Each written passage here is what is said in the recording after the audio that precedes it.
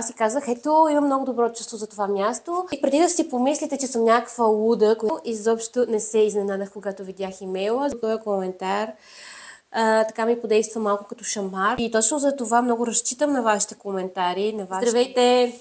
В днешното видео ще ви разкажа как се развиха нещата с работата, за която бях на интервю. Също така ще се опитам съвсем накратко да разкажа какво се случи в времето след това. И тъй като под предишното видео имаше много разнообразни коментари, много готини коментари, които аз приемам много добре, защото са доста отрезвяващи, заземяващи, други от тях са доста вдъхновяващи, така че мисля да обърна внимание и на коментарите под предишното видео и всъщност падна ми цветето. Аз в предишното видео ви показах как отидох на интервю,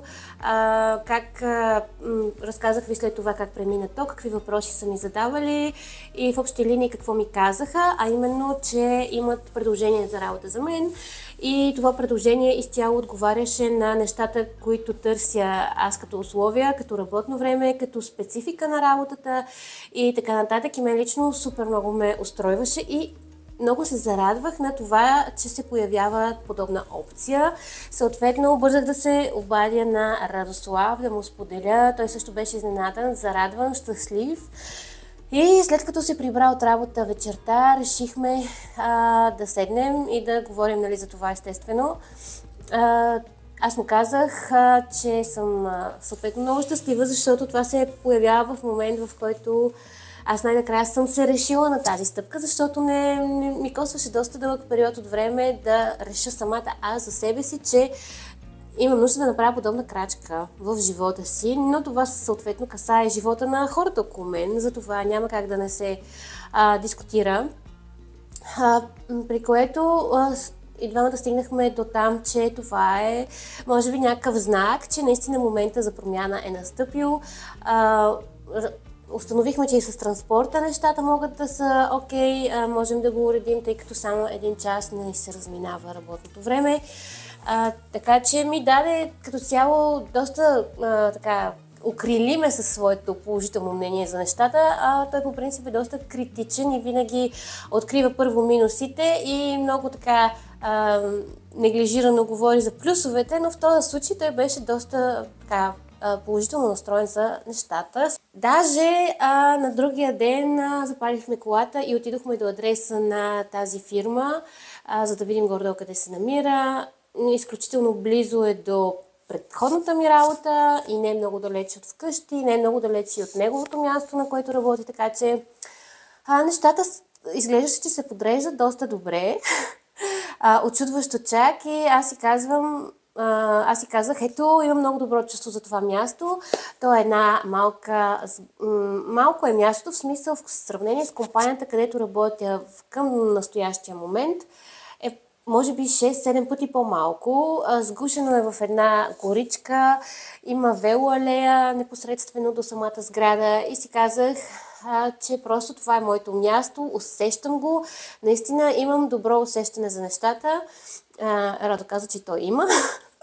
И така, доволни и щастливи се прибрахме вкъщи и продължихме да говорим да си обсъждаме, кое как ще се случи, какво ще се прави, каква е следващата крачка, която аз трябва да предприема.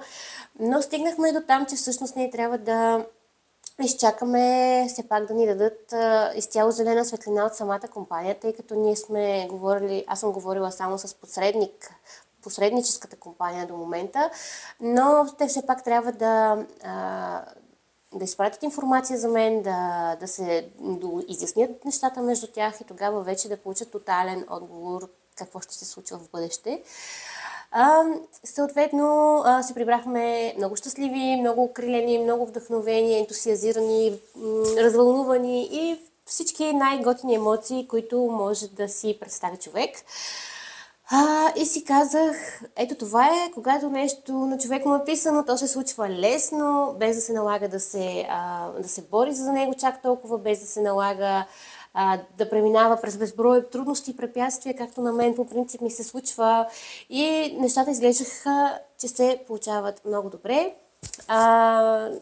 До момента, в който вечерта Аз не си отворих имейла и не видях всъщност имейл от посредническата компания, в която бях ходила на интервю, където ми бяха написали, че за съжаление опцията вече не е актуална за тази работа.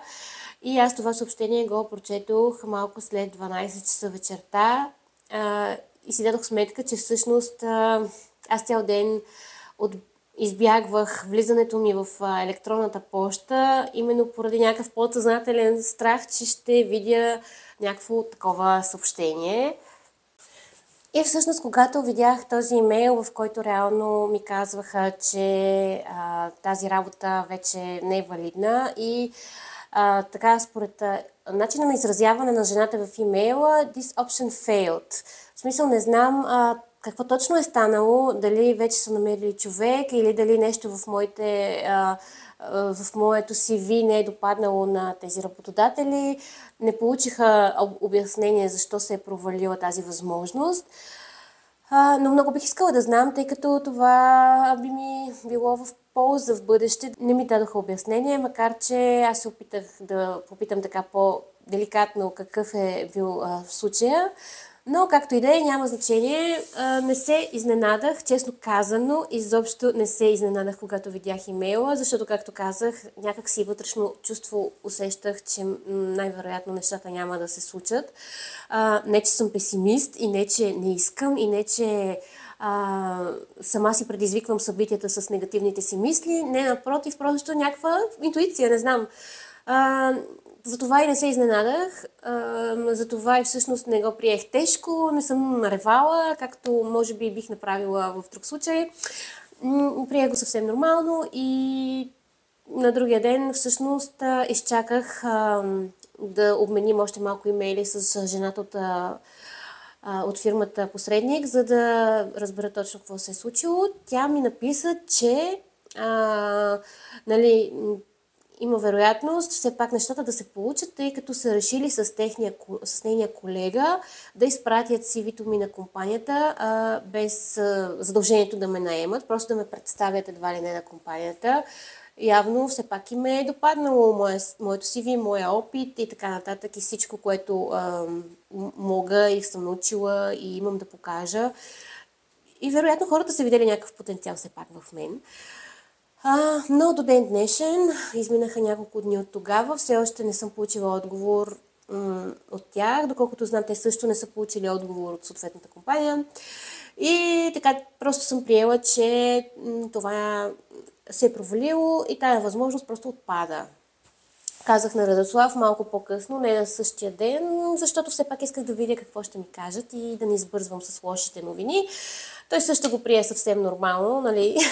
Все пак ние сме хора, които не бързаме да припкаме от щастие веднага, щом научим нещо хубаво. Ние винаги се опитваме да изчакваме, докато нещата не са на 100% сигурни. Естествено, че няма да се обадя и да кажа, че напускам старата ми работа, без да съм сигурна, че ще имам нова.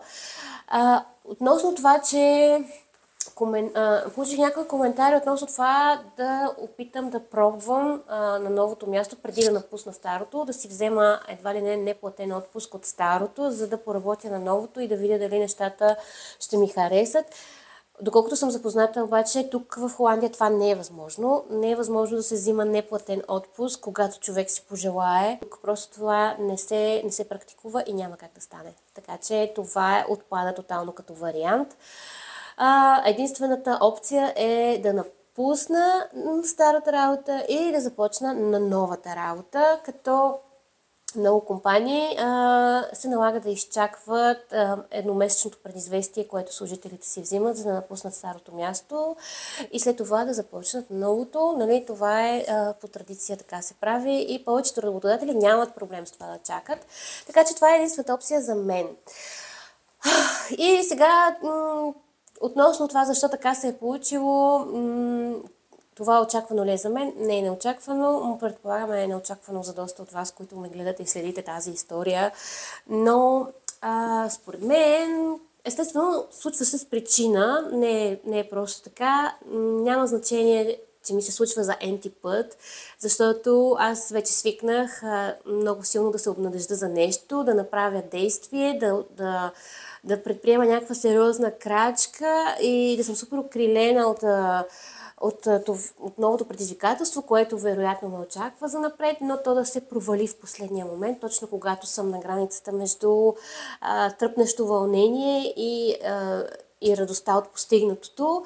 Не ми се случва за първи път и вероятно е с причина, защото така според книгите, които чета, трябва да си взема един много важен урок, а той е да нямам големи очаквания и да нямам фикс идеи за нищо в този живот, а просто да го живея по-спокойно. Опитвам се, но това не е лесно. Също така трябва да променя нагласата си за нещата, защото, както много от вас казаха в коментарите, старата работа, на която работя в момента, тя си ми е сигурна и трябва да съм луда, за да я напусна едва ли не. Да, така е, наистина. Тя не е лоша тая работа. Всъщност, даже ми дава един много спокоен начин на живот, който самата аз си го правя. Неспокоен с това, че продължавам да искам още и още някакви неща да ми се случват, да вървя напред, да искам да се развивам, а то всъщност не знам всъщност доколко си заслужава, не знам всъщност доколко аз бих могла да се справя и просто искам някакви неща, които май в момента не ми е дадено да ги имам и аз съм много припряна и тая припряност трябва да я излекувам по някакъв начин. Поне така смятам и вероятно доста още такива истории ще имам за напред, докато не си дам сметка, че всъщност трябва да го живея този живот малко по-спокойно, без да искам някакви неща на всяка цена. Много хора ми казват, че съм твърде амбициозна. На старата ми работа още в България моя шеф ми беше казал, че съм много амбициозна и точните му думи бяха, че ще скърша клона, на който седя и трябва да внимавам с тази моя прекомерна амбиция, която нося в себе си. Сега също получих такъв коментар от настоящия ми ръководител. И така, естествено, не се отказвам. Ще продължавам да си следя обявите и когато се появи някаква възможност, която е уникална и която почувствам, че не е за изпускане, естествено, че ще кандидатствам. Няма нещата да ги оставя до тук, но реално трябва да си дам сметка и за нещата, които аз всъщност имам и които хич не са малко и да помисля много добре дали е подходящия момент за тая промяна и дали наистина имам нужда от нея или просто съм в някакъв такъв момент от живота си, в който трябва да преосмисля приоритетите си, не знам и аз, но определено това ще стане ясно в бъдеще. И преди да си помислите, че съм някаква луда, която просто иска да си напусне работата от някакъв каприз, ами не съм луда, или поне не чак толкова. Има си причина, има си събитие в миналото, което много повлия на моят начин на мислене относно тази работа.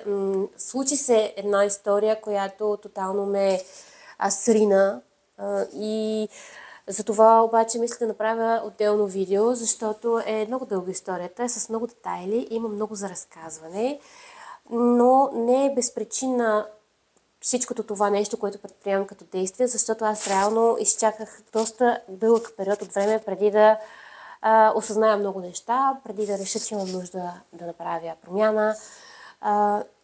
Но историята я има, това не е моя прищявка, не е нещо просто дошло от небето, което искам да направя. Всичко си има история, която история е на моменти шокираща, но показва реалната действителност на нещата. И само мога да ви кажа, че ако си мислите, че само в България всичко става с връзки, с приятелства и контакти и така нататък, това изобщо не е така. Ние с Радослав се убедихме, че тук нещата работят по същия начин и даже по-зле. Но това ще го разказвам в някое следващо видео, защото е много дълго за обяснение. И така взех си лаптопа, защото искам да обърна внимание на коментарите. Коментарите са много добри. Наистина признавам си, някои от тях не са от как да кажа, положителните и надъхващи, и дори учтиви, но аз съм много благодарна за всеки един коментар, защото аз не смятам, че ние, които сме решили да се показваме в интернет, трябва да получаваме само суперлативи и колко сме прекрасни, и колко сме чудесни. Не, напротив, аз точно с тази причина го направих този канал и качвам неща от живота си, точно за да се види отстрани, за да видя как хората ме виждат отстрани. Има доста неща, върху които работя и бях много шокирана от първите ми видеа, когато се видях отстрани, когато видях как изглеждам, как говоря, как реагирам. И точно за това много разчитам на вашите коментари, на вашето мнение. Много заземяващи са доста от тях. Няма да чета всичките, те не че са кой знае колко много. Но ето, примерно, първия, който реших да пинна: "Здрасти, Петя, разхождах кучето и ми мислих какво ли е станало с теб и хоп видео. Щях да пиша да пуска шорт видео. Искате ли да пускам шорт видеа?" Забелязала съм, че те не са от най-предпочитаните в YouTube. По-скоро има други платформи за такива, но ако искате да ви пускам ежедневни някакви шорт видеа от по 1 минутка, моля, напишете ми в коментар. Ако кажете, че сте съгласни, че ви се гледат такива и че по принцип гледате такива, няма проблем, ще пускам и кратки клипчета, които не са дълги като влог или като това тип подкаст. Така, новините вече ги казах. Благодаря ти, Силвия. Не напускай сигурното, това е друг коментар. В новата работа също има минуси. Да, наистина така. Това е просто коментар като гласа на моята съвест. Да, така е. Аз не мога да съм сигурна, че в новото място, на което отида, всичко ще е топ. Аз просто ще избягам от място, което познавам и което ми е сигурно, на място, което не познавам и което не ми е сигурно. И реално там също може да има доста големи провали. Но къде ли няма нищо сигурно в този живот. Чувствителна си и ще е зле, ако се разочароваш от новата работа. С предубеждение предполагам съм от това, че веднага я предлагат, и то на чужденец. На 63 години съм, била съм в Испания 4 години, при съпруга си знам, че в чужбина трябва сигурна работа. Да, все пак не трябва да забравяме, че сме в чужбина. Имам и дете вече, не е като в България, когато си бях сама, когато можех да скачам от цвят на цвят по отношение на работата и можех да сменям и да пробвам и така нататък. Тук, за съжаление, нещата не стоят точно така, макар че се търсят доста хора за работа и винаги ще има нужда от такива във всички области, но сякаш човек трябва да си пази сигурното, защото все пак е на чуждо място, да знам как да го кажа. Може би имате кредити за жилището, да. Имаме, важни са сигурността, доходите и семейството, успех с решението. Благодаря. Всъщност, да, решението. Забравих да кажа, че ние всъщност с Радослав решихме, че ще взимам работата, че ще я приемам, и аз се обадих и им казах, че я приемам. И точно отговора на точно този имейл беше, че всъщност опцията вече не е на лице. Така че моето решение всъщност беше, че аз приемам работата. Всъщност аз реших да я приема. Аз реших да скоча в тигана. И пък те след това ми казаха, че не става. Така, имам един коментар, който е дълъг и който бих искала да обсъдим. Чети си старателно договорите, обмислете добре, здравей, не ти ли предложиха пробен ден? Не, аз не стигнах до там, че да ми предлагат каквото и да е. Така, ето коментара от Любен Шопски. Така, искам да го прочета, защото този коментар така ми подейства малко като шамар, но всъщност ми даде доста храна за размисъл. Стига с тия глупости, зона на комфорт, ала бала. Важно е какво ще получаваш като заплата. Задай си въпроси какво можеш да предложиш на пазара на труда. Имаш ли някаква професия или специфични умения, които са конкурентни на другите?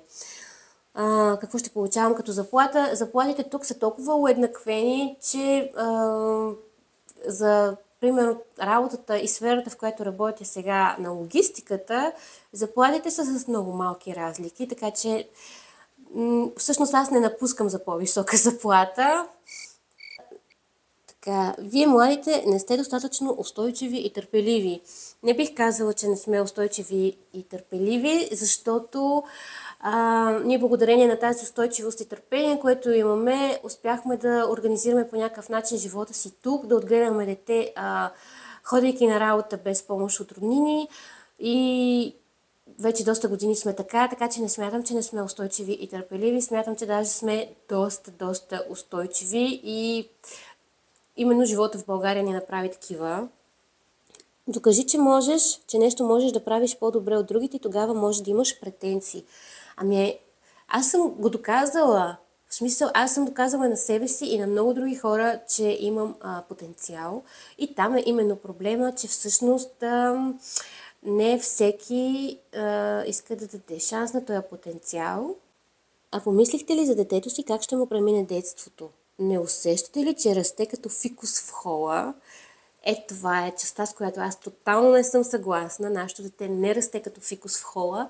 Нашето време прекарва в хола точно 1, максимум 2 часа вечер след като го вземем, където си почива, гледа някакво детско, вечеряме заедно и това е общо взето. Моето дете е ангажирано по цял ден, ходи на училище, ходи на занимания преди и след училище, в събота ходи и на българско училище.